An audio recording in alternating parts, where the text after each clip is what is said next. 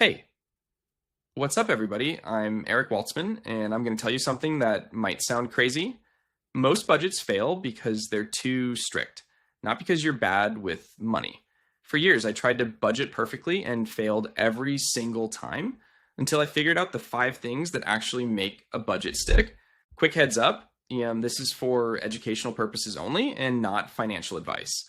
Here's the thing though, once I cracked this code, I used these exact strategies to pay off $40,000 in debt on a completely average salary. And now I'm going to walk you through the same system that worked for me. Here's why this matters so much right now. According to a study by US Bank, only 41% of Americans actually use a budget. But here's the kicker. Of the people who do budget, most of them quit within the first 3 months. That's insane. The problem is that most budget advice out there treats you like a robot who never wants to have fun, never has an emergency, and never makes a mistake. Real life doesn't work that way. A budget that actually works has to work with your real life, not against it. So today I'm breaking down the 5 specific things that separate budgets that last from budgets that crash and burn in week 2. These aren't theory, this is what actually worked when I was sitting at my kitchen table with spreadsheets and 40 grand hanging over my head. First thing, you need to start with your real income, not your gross pay. And you need to account for irregular expenses immediately. When I first tried budgeting, I made this massive mistake. I'd look at my yearly salary, divide by 12, and think that's what I had to work with every month. Wrong. Your real monthly income is what hits your bank account after taxes, after health insurance, after your 401k contribution, after everything.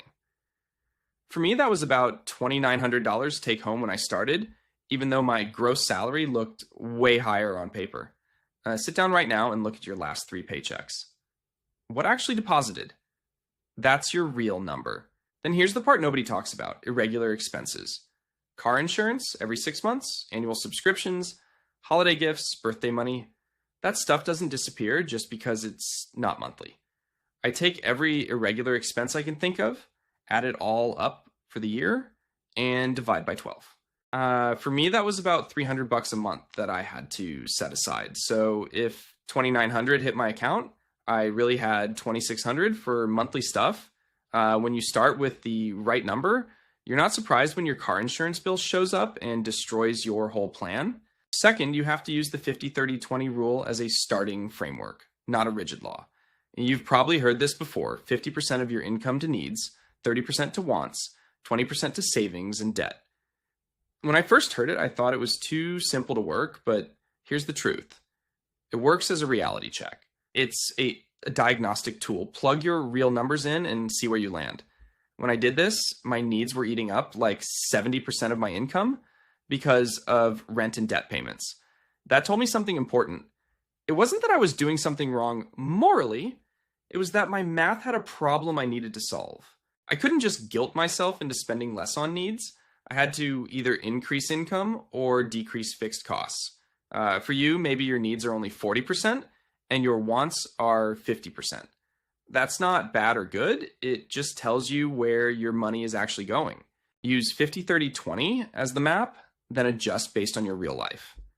If you're paying off debt, your 20% savings bucket might be 0 for now, and that's okay.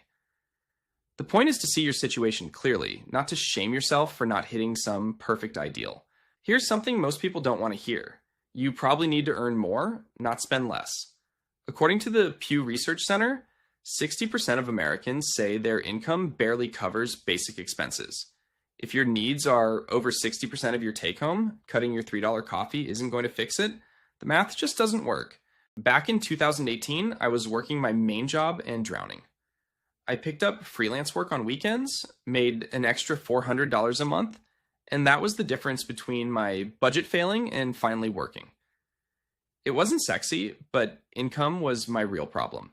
If your 50-30-20 diagnostic shows your needs eating 70 or 80%, you don't have a discipline problem. You have an income problem. Fix the real issue. Third, automate everything you possibly can on payday. This one changed my life. Budgeting failed for me over and over because it required me to be disciplined every single day. I had to remember to transfer money, Remember to pay bills. Remember not to spend from the wrong pile. That's exhausting. The day I set up automatic transfers for everything was the day my budget started actually working. Here's exactly how I did it. The day my paycheck hit, automatic transfers pulled money into different accounts, one for rent, one for bills, one for savings, one for debt payments. What was left in my main checking account was my spending money for groceries, gas, and fun. I could spend that freely without guilt or math. To set this up, most banks let you create multiple checking or savings accounts for free. I had 5 accounts at one point. It sounds complicated, but it made life so much simpler. I set up the transfers once and then forgot about them. If you get paid bi-weekly, split your monthly bills in half and automate half on each paycheck. The goal is to remove the daily decision making. You're not trying to be a superhero, you're trying to build a system that works even on your worst day. Fourth, build in a guilt-free spending category that you don't have to track. This is the secret that keeps you from quitting.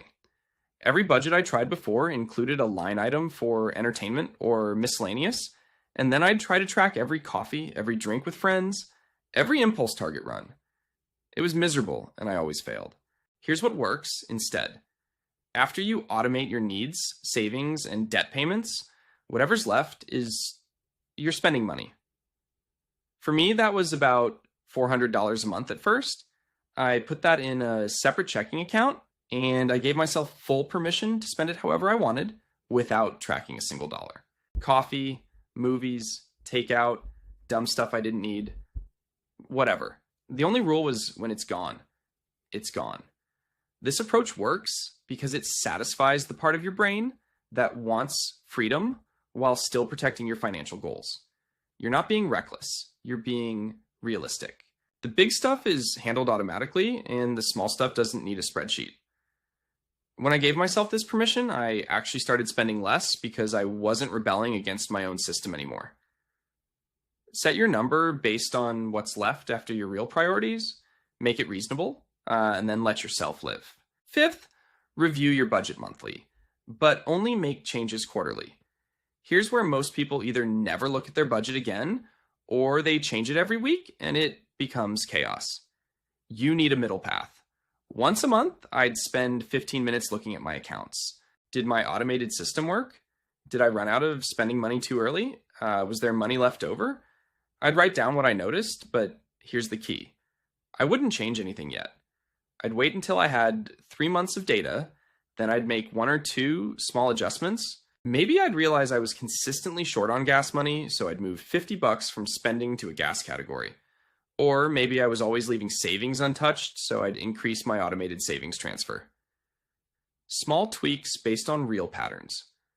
This keeps you from overreacting to one weird month. That monthly review keeps you aware and engaged, but the quarterly changes keep you stable.